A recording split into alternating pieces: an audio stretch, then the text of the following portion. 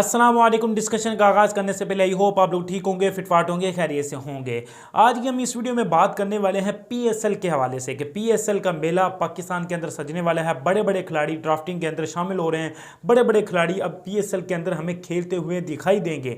10 बड़े खिलाड़ियों के हवाले से हम लोग बात करेंगे कि कौन से खिलाड़ी पीएसएल के लिए पाकिस्तान के अंदर आते हुए दिखाई दे रहे हैं और कौन से खिलाड़ी आ चुके हैं और आएंगे, उस पर भी हम लोग बात करेंगे। उसके बाद हम लोग बात करेंगे कि विक्रांत गुप्ता ने पीएसएल के हवाले से पेशन गोई की है। दरअसल उनका क्या कहना था, उन्होंने क्या ऐसा पीएसएल के हवाले से कहा है, तो उस पर भी हम लोग तफसील से बात करेंगे। और उसके बाद हम लोग बात करेंगे मार्टिन गप्टिल के लिए एक बड़ी ही सैड न्यूज़ आई है न्यूजीलैंड क्रिकेट बोर्ड की तरफ से, तो उस पर भी हम लोग इस वीडियो के अंदर तफसील से बात करेंगे।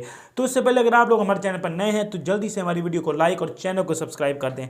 तो सबसे पहले हम लोग बात कर लेते हैं जी पीएसएल के हवाले से कि पीएसएल का मेला पाकिस्तान के अंदर सजने वाला है। बड़े बड़े खिलाड़ी ड्राफ्टिंग के लिए आ चुके हैं और बड़े बड़े खिलाड़ी हमें पीएसएल के अंदर खेलते हुए दिखाई देंगे, इसमें कोई दो राय नहीं है, क्योंकि पीएसएल भी अब एक ब्रांड बनता हुआ दिखाई दे रहा है। आईपीएल के बाद पाकिस्तान का भी नाम उभरता हुआ दिखाई दे रहा है कि पाकिस्तान के अंदर भी अब पीएसएल होती है। पहले तो ऐसा होता था सिर्फ आईपीएल का नाम होता था या बिग बैश का नाम होता था, लेकिन अब पीएसएल आए दिन उभरती हुई दिखाई दे रही है। जिस तरह पाकिस्तान ने फाइनल के लिए क्वालिफाई किया तो उससे पाकिस्तान की इमेज और ज़्यादा उभरी। जिस तरह पाकिस्तान ने फाइनल के अंदर बॉलिंग की तो उसकी वजह से भी दूसरी टीमों पर असर पड़ा कि पीएसएल से ही ये बहुत सारे खिलाड़ी निकल कर आए हैं, जैसे हारिस रऊफ, शाहीन शाह अफरीदी, बड़े बड़े स्टार खिलाड़ी जिन्होंने बॉलिंग के अंदर बहुत ही कमाल करके दिखाया। तो उसकी वजह से पीएसएल का बहुत नाम रोशन हुआ, क्योंकि यही खिलाड़ी पीएसएल से निकल कर गए हैं, जिसमें मोहम्मद हारिस भी शामिल हैं, हारिस रऊफ भी शामिल हैं, शाहीन शाह अफरीदी भी शामिल हैं, शादाब खान भी शामिल है। ये भी पीएसएल की प्रोडक्ट हैं।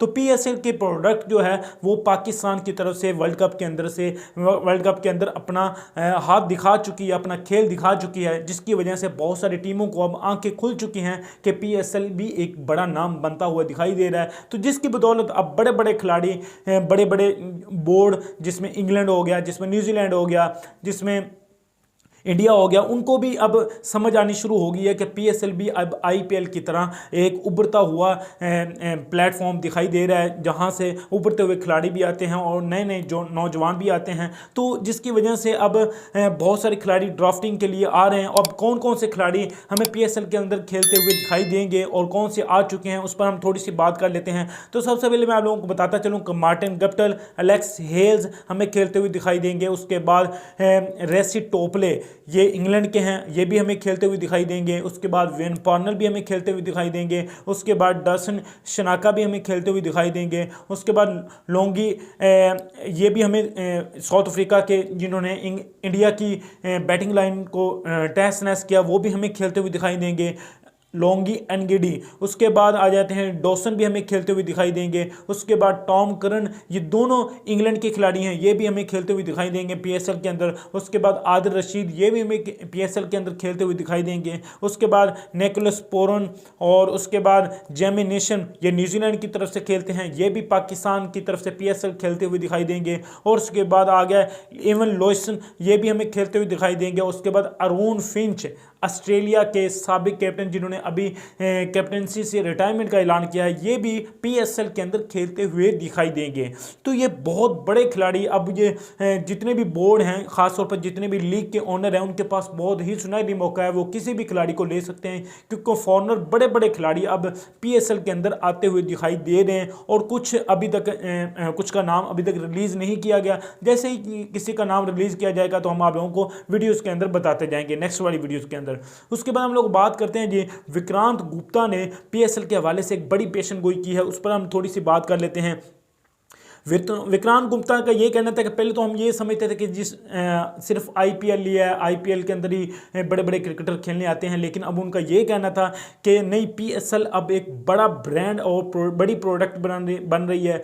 क्योंकि उसकी रीज़न उन्होंने ये बताई कि जिस तरह वर्ल्ड कप के फाइनल के अंदर पाकिस्तान ने बॉलिंग दिखाई और जिन्होंने बॉलिंग दिखाई ये सारी पीएसएल की प्रोडक्ट है, तो जिसकी वजह से अब बहुत सारे बोर्ड, बहुत सारी क्रिकेट टीमें ये सोच रही हैं कि हम भी जाएं पीएसएल के अंदर खेलने के लिए, एक क्वालिटी बॉलिंग को हम भी खेलें, जिसकी बदौलत हम भी आगे, क्योंकि आगे 2023 का वर्ल्ड कप भी आ रहा है, अगर पाकिस्तान की पिचों पर वो खेलने के लिए आएंगे तो उसका फ़ायदा उनको इंडिया के अंदर भी होगा, क्योंकि वनडे का वर्ल्ड कप 2023 का इंडिया के अंदर होना है, क्योंकि ये सिमिलर पिचें हैं पाकिस्तान की और इंडिया की, तो इसलिए अब बहुत सारे खिलाड़ी PSL खेलने के लिए आएंगे। और इंशाल्लाह इसके अलावा जो मैंने आप लोगों को नाम भी बताए हैं, वो उसके अलावा भी बहुत सारे खिलाड़ी आएंगे। वो जैसे ही भी नाम रिलीज़ होंगे नेक्स्ट वीडियो के अंदर आप लोगों को बताते जाएंगे। और उसके बाद विक्रांत गुप्ता ने PSL के हवाले से बड़ी पेशन गोई की। उनका ये कहना था कि ये ऐसा कहना इम्पॉसिबल नहीं होगा, ये कहना मैं नहीं ये सोच सकता कि पाकिस्तान को हम पीछे कर सकते हैं या पाकिस्तान की जो प्रोडक्ट है PSL हम उनको पीछे करते जाएं। नहीं, पाकिस्तान की PSL की प्रोडक्ट अब उभरती हुई दिखाई दे रही है। वहाँ से बड़े बड़े खिलाड़ी निकलते हैं जो पाकिस्तान की तरफ से खेलते हुए भी दिखाई देते हैं। तो ये उनका कहना था कि हम पाकिस्तान को ढीले में अब नहीं ले सकते, पाकिस्तान की क्रिकेट डे बाई डे ऊपर आती हुई दिखाई दे रही है। और उसके बाद अब बात करते हैं जी मार्टिन गप्टिल के हवाले से कि मार्टिन गप्टिल के लिए एक बड़ी ही सैड न्यूज़ है। पाकिस्तान की तरफ से तो वो खेलते हुए दिखाई देंगे PSL के अंदर, लेकिन अब उनकी खुद क्रिकेट बोर्ड ने, न्यूजीलैंड के क्रिकेट बोर्ड ने उनको रिलीज़ कर दिया है, उनको सेंट्रल कॉन्ट्रैक्ट से बाहर निकाल दिया है। क्योंकि ICC T20 वर्ल्ड कप 2022 के अंदर भी हमें वो खेलते हुए नहीं दिखाई दिए थे। अब इंडिया के खिलाफ सीरीज़ के अंदर भी वो हमें खेलते हुए नहीं दिखाई दिए, तो जिसकी वजह से न्यूजीलैंड ने अब उनको रिलीज़ कर दिया है। न्यूजीलैंड ने अब उनको सेंट्रल कॉन्ट्रैक्ट से फारग कर दिया है। तो ये थी आज की हमारी रिपोर्ट। हमारी इस रिपोर्ट को देखने के लिए शुक्रिया। थैंक यू, बाय, अल्लाह हाफिज़।